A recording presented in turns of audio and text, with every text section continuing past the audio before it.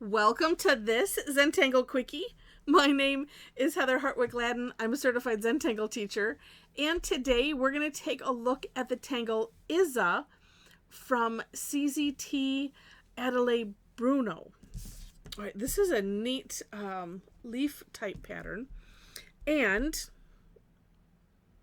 yeah, I had a thought and I lost it. Okay, so this one starts off with two parallel-ish lines. Oh, it's probably, well, I don't know if that's too long or not. It's how long that they are. All of a sudden I'm thinking, now wait a minute. I am working on a little 2x2 bijou tile, so. All right, then, next step. And this is kind of an interesting one. It's kind of like a continuous S shape. But let me caution you. Don't, because as I was playing with it, I was flaring this up too much. Let me just do it first. So it's kind of a C shape over this, but with a little bit of a flare, sort of like that. It's kind of an S shape. It's just a really elongated S shape. Now, what I did while I was playing with it is I would make it more of an S shape, so like this would curve up more, and that causes some problems with the next steps. So, and I'll show you those. All right, then center-ish here. A nice line. It doesn't have to be straight. Actually, if it has a little curve in it, that'd be cool because then it adds a little character to it. Okay, now this next step, this of course, after I was done playing with the step out and things, to the point where I was like, I don't want to go back and redo it. I had this thought. And I thought, well, I'll just share it on the video. Because, so here's what Adele does. So her next step is this, and it's more of a C shape like this, coming out and then merging back in to that line that we just did, and then same thing on the other side, right?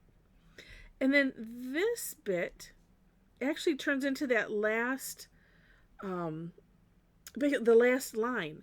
So I was thinking, what if, well, maybe I'll just do it on one side. What if, I'm going to draw it, okay, like that, because I don't know why that all of a sudden in my mind feels like it's going to be comfortable. So what if we took this, so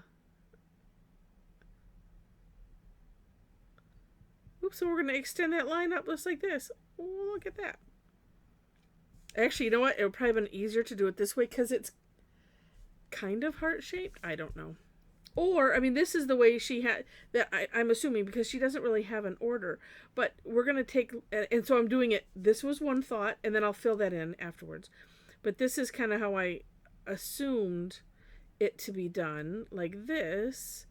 So just whatever distance that you wish to have in between those is fine. And then as you come up to this, oh, look at it, it's already partway there. Could just trace over, oh, like I just did. Like that. So honestly, whatever works best for you, do it. And then this one, it's the same idea. It's just that way you kind of have your outer one done already, and that way you know the space. And maybe it's going to depend on what you're putting it in, because maybe you need to pay attention to what space you have, or if there's a hollow bowing issue, depending on where you're putting this. So options are good. Okay. And then the next step, which is the last step, it seems like it's basically, it's decoration, but, I really like it. And so, I could say that you could put anything in there you want, because of course you can. But I like this. So this is just, let me start it back over here again, because I just started doing it, not saying anything. So I'm coming out from here and I'm just drawing some straight lines. And it's like retracing over, this this line here, and just letting it go however it's going to go. But I'm trying to keep them angled like that. Let's finish the other side. Also by kind of tracing over, see how that thickens that line there, and it's just kind of nice. like that. And then she has, looks like a thickening with your pen. You can just thicken that center line a little bit. But do take a look at the For More Inspiration link so you can see how she did it, and and get your own impression. But as I'm looking at the sample, it just looks like she's thickened that that center line just a bit, and some it's like a little thicker to the top. I think it just depends on the mood and what the tangle is calling for and all of that kind of stuff. All right. Oh, and as I'm just looking at it, oh, interesting. She has some different ends down here. Too. I mean, it's just the way it shows up, and so it's just really, really interesting. So maybe don't worry so much about how you do that. The capping it off. That's what I call it, like with poke root and poke leaf and stuff like that. So, all right, now for some shading. Here's what I was thinking, because I like to do where things gather, which would be right down here, and then I'm going to do up here too. I did it in my version of the step out, and I really liked it. So I thought, well, I'll just do it here too.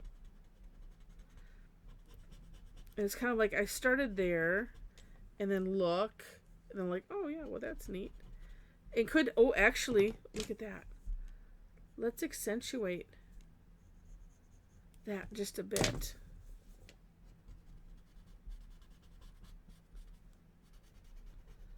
Just where they gather, so it kind of, ooh, look at it, makes it like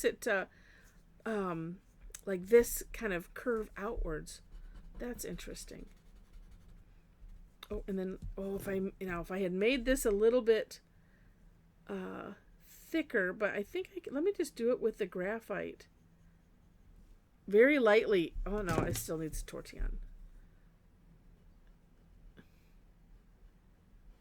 Just a little bit. Yeah, adds a little something to it, and could make it a little thicker, darker,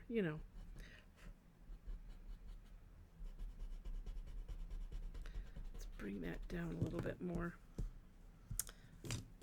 For whatever reason, it's just not feeling like it's showing on the camera.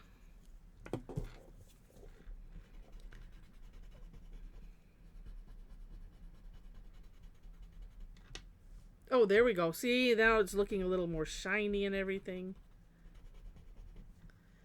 And and just play.